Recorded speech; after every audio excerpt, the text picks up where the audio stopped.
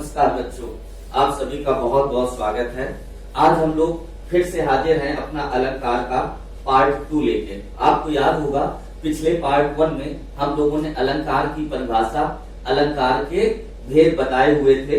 तो आपको याद होगा जब अलंकार की परिभाषा बताया था और काव्यांग परिचय बताया था, तो सबसे पहले हम काव्यांग परिचय को बहुत जल्दी से रिपीट कर देते हैं। काव्यांग परिचय में हम लोगों ने बताया था रस काव्य की आत्मा है, शब्दार्थ उसका शरीर है, छंद उसके वस्त्र है और अलंकार उसका आभूषण है। आभूषण अर्थात गहना। तो हम लोगों ने कहा था कि अलंकार काव्य का क्या है? आभूषण। इसी आधार पर उसकी डेफिनेशन को भी हम लोगों ने बताया था कि अलंकरोति इति अलंकारा, जो अलंकृत करते वही अलंकार। काव्य की शोभा बढ़ाने वाले वाह तत्वों को हम अलंकार कहते हैं। ये काव्य की शोभा बढ़ाते तो हैं, उसमें शोभा उत्पन्न नहीं कर सकते हैं। तो आप देख सकते हैं कि इस तरह अगर अलंकार का महत्व हम देखें तो अलंकार का महत्व काव्य में उसकी बाहरी शोभा बढ़ाने के लिए है, यानी अलंकार काव्य की वाह शोभा को बढ़ाता है। तो हम लोग इसके बाद बताए थे अलंकारों के भेद, जिसमें हम लोगों ने शब्दालंकार, अर्थालंकार और उभयालंकारों की बात किया था। तो पार्ट 1 में हम लोग पूरा शब्दालंकार के विषय में पढ़ चुके थे। पार्ट 2 में हम लोग अर्थालंकार के विषय में पढ़ेंगे। तो हम अर्थालंकार की सबसे पहले आपको परिभाषा बताते हैं। परिभाषा जैसा उसका नाम होता है उसी प्रकार से उसकी परिभाषा होती है। जब अर्थालंकार की बात आई तो परिभाषा हम लोगों ने कहा कि ये अर्थ पर आधारित होते हैं। शब्द के स्थान पर वही अर्थ देने वाला कोई भी दूसरा शब्द अर्थात उसका पर्यायवाची भी रख दिया जाए तो अब अलंकार समाप्त नहीं होता है। और यही देखिए बेसिक फर्क है शब्दालंकार और अर्थालंकार में। शब्दालंकार को आप याद करिए, वो कहता था कि शब्द के स्थान पर वही अर्थ देने वाला अगर कोई दूसरा शब्द रख दिया जाएगा तो अलंकार समाप्त हो जाएगा। चूंकि वह शब्द पर आधारित होता था, लेकिन यह अलंकार अर्थ पर आधारित होता है, तो यहाँ पर शब्द के स्थान पर वही अर्थ देने वाला कोई दूसरा शब्द भी रख दिया जाएगा अर्थात उसका पर्यायवाची, क्योंकि पर्यायवाची वही अर्थ देते हैं, तो अलंकार समाप्त नहीं होगा।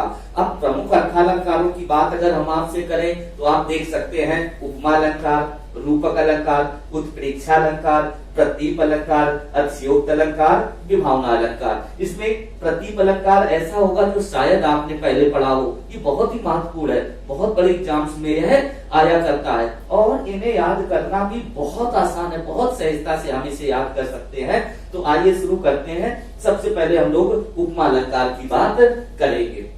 तो जब हम लोग उपमा अलंकार की बात करेंगे तो उपमा का मतलब ही होता है किसी से समानता करना, तुलना करना। तो उसी आधार पर इसकी परिभाषा भी बना दिया जाता है कि उपमेय की उपमान से समानता अथवा तुलना होने पर उपमा अलंकार होता है। हमें छोटा सा शब्द याद रखना, समानता अथवा तुलना। उपमेय की उपमान से समानता अथवा तुलना होने पर उपमा अलंकार होता है। अब महत्वपूर्ण बात ये आती है कि आखिर उपमेय और उपमान है क्या? तो हम आपको बता देते हैं कि उपमेय और उपमान क्या है। उपमेय उसे कहते हैं जिसकी तुलना की जाती है, और उपमान, इसमें मान आता है। मान जिसमें जुड़ा होता है वह सम्मानित होता है। मान का मतलब ही होता है आदर सत्कार। तो उपमान वह होता है जिससे तुलना की जाती है, यानी तुलना करी जाने वाली वस्तु वह जिसकी तुलना की जा रही वह उपमेय, और जिससे तुलना की जा रही है वह उपमान। तो जिससे तुलना की जाती वह चीज हमेशा महत्वपूर्ण होती है। तो उपमेय और उपमान में अधिक महत्वपूर्ण क्या होता है? उपमान। तो अब हम लोग इसको बताते हैं, बहुत चुटकी में आप समझ जाएंगे।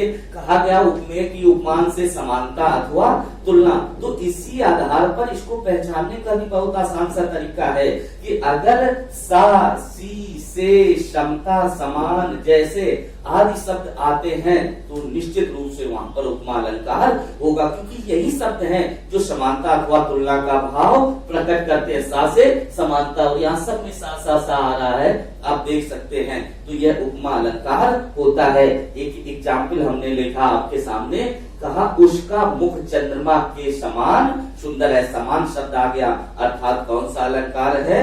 उपमा अलंकार। यहाँ ध्यान दें, कहा गया उसका मुख चंद्रमा के समान सुंदर है। अगर कोई ये भी कहता कि इसमें कौन सा अलंकार, तो आप कहते उपमा अलंकार। कोई ये कहता कि इस वाक्य में उपमेय कौन सा है और उपमान कौन सा है, तो आप याद करेंगे कि जिसकी तुलना की जाती है वह उपमेय और जिससे तुलना की जाती है वह उपमान। तो यहाँ तुलना किसकी की जा रही है? मुख की। तो मुख हो गया उपमेय और चंद्रमा हो गई उपमान। तो अगर कुछ भी इसके विषय में पूछा जाए, आप बहुत आसानी से इसके जवाब बता देंगे। एक और छोटा सा एग्जाम्पल कहा कि हरिपद कोमल कमल से। हरिपद कोमल कमल से, हरि के पैर कमल के समान कोमल हैं। तो जैसी आपने उसकी व्याख्या की वैसे पता चल गया कि ये उपमा अलंकार का उदाहरण है। तीसरा एग्जाम्पल तो बहुत फेमस एग्जाम्पल आपके सामने लिखा है, जो कहता है कि पीपर पात सरिस मन डोला। पीपल के पत्ते के समान मन डोला। प्रत्येक वाक्य में आपने देखा समानता अथवा तुलना, सा, सी, से ऐसे वाक्य आए हैं। तो कौन सा अलंकार हुआ? उपमा अलंकार। बेहद आसान था, बहुत ज्यादा एग्जाम्स में आता है। उपमा के बाद हम अगले अलंकार के लिए चलते हैं, जिसका नाम है रूपक अलंकार। बहुत छोटा सा विभेद दोनों में होता है। जब रूपक अलंकार की बात करते हैं तो वहां एक शब्द आता है अभेद। उपमेय पर उपमान का अभेद आरोप होने पर रूपक अलंकार होता है। बहुत ही एग्जाम्स में पूछा जाता है, कहता है कि अगर उपमेय पर उपमान का अभेद आरोप होता है तो वहां कौन सा अलंकार होता है? आपको पता चल चुका है कि वहां पर रूपक अलंकार होता है। हम एग्जाम्पल बताते हैं। उसने कहा उसका मुख ही चंद्रमा है। उसका मुख ही चंद्रमा है। देखिए यहाँ पर कोई उसने डाउट नहीं प्रकट किया, कहा उसका मुख ही चंद्रमा है। तो मुख और चंद्रमा का अभेद आरोप, यानी दोनों के बीच में कोई भेद नहीं है। अलंकार हुआ रूपक। ये बहुत ही कॉमन इसका एग्जाम्पल है जो नीचे लिखा है, कहता चरण कमल बंदौ हर राई। कई बार बच्चे इसमें कंफ्यूज होते हैं, इसलिए एग्जाम में ज्यादा आता है एग्जाम्पल, क्योंकि जैसे चरण कमल दिखता है तो उसे उपमा अलंकार दिखने लगता है। नहीं, यहाँ एक साथ लिखा गया है चरण कमल। तो जब एक साथ लिखा जाता है तो इसका मतलब है कि उनके चरण ही कमल है जिनकी हम वंदना करते हैं। तो यहाँ भी कंफ्यूजन नहीं होना चाहिए। अलंकार कौन सा है? रूपक। अब रूपक के बाद हम लोग उत्प्रेक्षा अलंकार के साथ आते हैं। बहुत ही मजेदार है यह तीनों एग्जाम्पल, उपमा, रूपक, उत्प्रेक्षा। जब हम लोग उत्प्रेक्षा अलंकार पे देखते हैं तो फिर वही शब्द उपमेय में उपमान की संभावना अथवा कल्पना, शब्द आया संभावना अथवा कल्पना। अब अगर हम इन तीनों की तुलना करें तो आप अगर 3 शब्द याद रख लें तो ये तीनों अलंकार आसानी से याद हो जाते हैं। उपमा में समानता अथवा तुलना, रूपक में अभेद आरोप और उत्प्रेक्षा में संभावना अथवा कल्पना। बाकी डेफिनेशन एकदम सेम रहती है। तो आपने देखा उपमेय में कल्पित उपमान या उपमेय में उपमान की संभावना अथवा कल्पना होने पर कौन सा अलंकार होता है? उत्प्रेक्षा अलंकार होता है। इसकी पहचान के शब्द भी होते हैं जिन्हें आप वाचक शब्द कहते हैं, और ये वाचक शब्द होते हैं मन, मानो, जनु, जानो, मनऊ, जनऊ, मानव, जानऊ। अगर किसी भी पद में, किसी भी काव्य खंड में ये शब्द आपको कहीं दिख जाए तो भले ही वहां पर दूसरा कोई अलंकार बना रहे, साथ ही साथ वहां उत्प्रेक्षा अलंकार अवश्य ही होगा। जैसे उसी एग्जाम्पल को हम लोग फिर से कह देते हैं। अब की उसने कहा मुख मानो चंद्रमा है। मुख मानो चंद्रमा है। कल्पना की कि मुख मानो चंद्रमा है। जैसे आपने डाली नजर तो मन मानो, मानो शब्द दिख गया, आपने बता दिया यह तो उत्प्रेक्षा अलंकार ही है। अगला एग्जाम्पल आपने देखा, कहा सोहत ओढ़े पीत पट, श्याम सलोने गात, और मनहु नील मण शैल पर आतप पर्यो प्रभात। जैसे आपने यहाँ देखा कि मनहु, जैसे मनहु आया तो आपको याद आ गया कि मनु, मानो, जनु, जानो, मनहु, जनऊ, मानहु, जानऊ, ये शब्द आते हैं।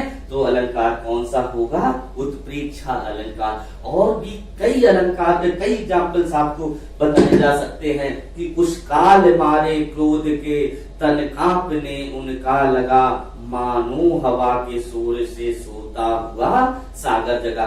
जैसे हम लोगों ने कहा मानो, मानो शब्द आते ही आपके दिमाग में स्ट्राइक कर गया कि एग्जाम्पल किसका है, उत्प्रेक्षा अलंकार का एग्जाम्पल है। तो आगे चलते हैं हम लोग। प्रतीप अलंकार बहुत ही महत्वपूर्ण अलंकार, बहुत कम किताबों में लिखा मिलेगा।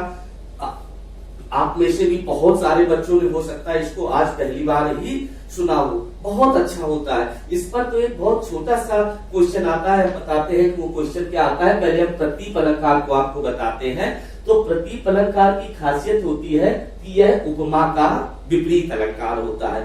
तो यही क्वेश्चन बहुत सारी परीक्षाओं में आया करता है कि उपमा का विपरीत अलंकार होता है। तो आपका जवाब क्या होगा, प्रतीप। प्रतीप अलंकार उपमा का विपरीत होता है। जब आपको यह पता चल गया कि यह उपमा का विपरीत होता है तो उपमा के विपरीत ही इसकी डेफिनेशन आप बना दीजिए। तो डेफिनेशन भी हमारी बन गई कि जहां पर उपमान को लज्जित, पराजित और हीन अर्थात नीचा दिखाते हुए उपमेय की श्रेष्ठता प्रतिपादित की जाती है, वहां पर प्रतीप अलंकार होता है। क्या बोला कि जहां पर उपमान को लज्जित, पराजित और हीन यानी नीचा दिखाया जाता है और उपमेय की श्रेष्ठता प्रतिपादित कर दी जाए तो वहां पर प्रतीप अलंकार होता है। देखिए एग्जाम्पल कितना शानदार एग्जाम्पल है।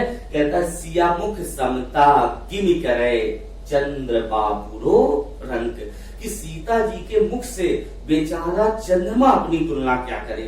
यानी सीता जी का मुख इतना अच्छा है कि चंद्रमा भी उसके आगे फीका है। जबकि अभी तक आप यह अलंकार पढ़ के आए, उपमा, रूपक और उत्प्रेक्षा, हर एक में चंद्रमा को श्रेष्ठ बताया गया। मुख की तुलना किससे की गई, चंद्रमा से। लेकिन यहाँ तो कह दिया कि सियामुख समता किमि करे चंद्र बाबूरो रंग, कि सीता जी के मुख से बेचारा चंद्रमा अपनी तुलना क्या करे। तो यहाँ चंद्रमा को नीचा दिखा दिया गया है, इसलिए अलंकार कौन सा है, प्रतीप अलंकार है।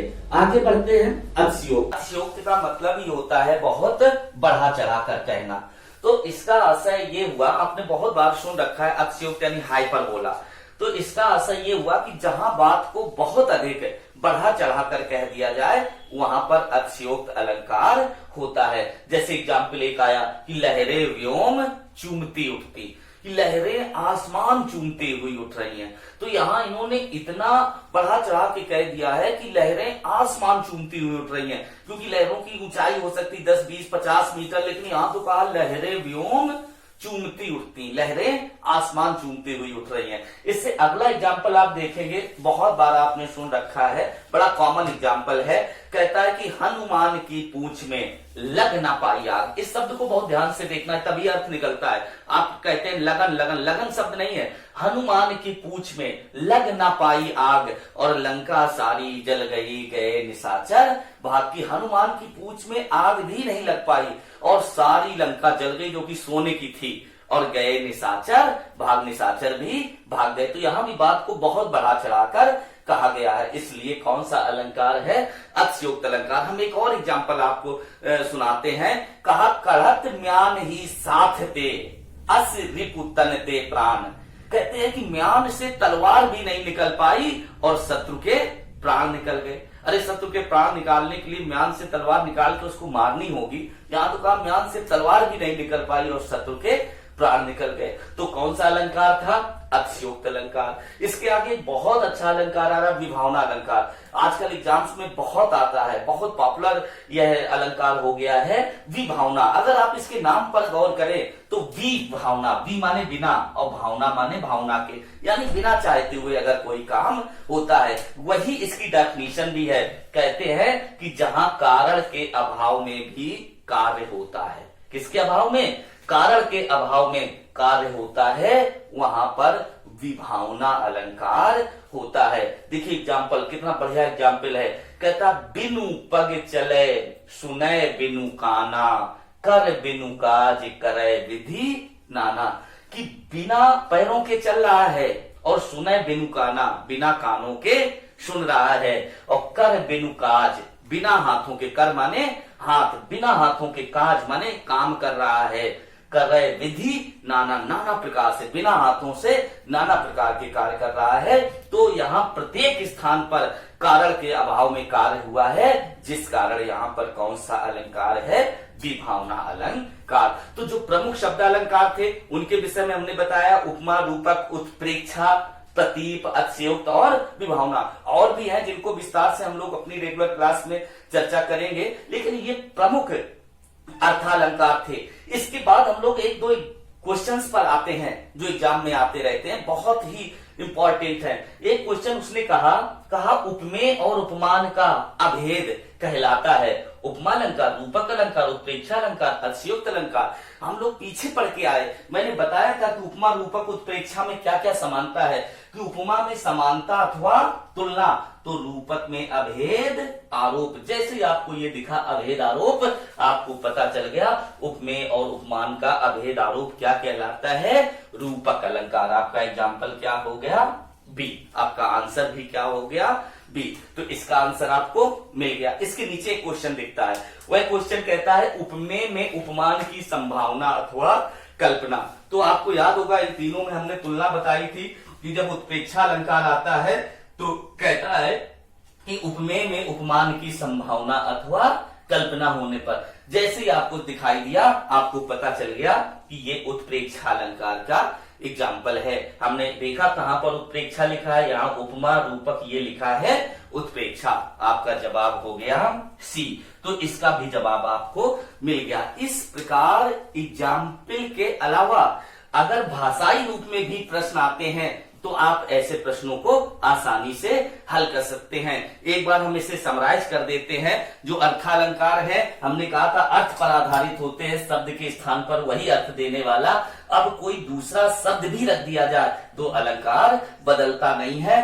प्रमुख अर्थालंकारों में बताया था उपमा, रूपक, उत्प्रेक्षा, प्रतीप, अतिशयोक्त और विभावना। जहां पर उपमा, रूपक और उत्प्रेक्षा में हमने तीन ही शब्द बताए। अगर तीन शब्द हैं तो आप पूरी चीज ज्ञात कर लेते थे। उपमा में था समानता अथवा तुलना, रूपक में अभेद आरोप, तो उत्प्रेक्षा में संभावना अथवा कल्पना। ये बहुत ज्यादा फोकस करते हैं। और एक बहुत महत्वपूर्ण अलंकार हमने आपको बताया, वह प्रतीप अलंकार था, जिसमें कहा कि यह उपमा का विपरीत होता है।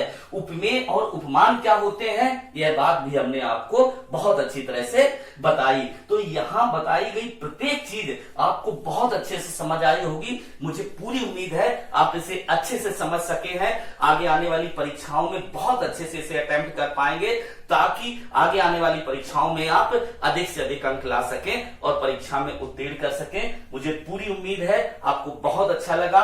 आप अपने चैनल को लाइक करिए, सब्सक्राइब करिए, अपने मित्रों को शेयर भी करिए। आप सबका बहुत बहुत धन्यवाद।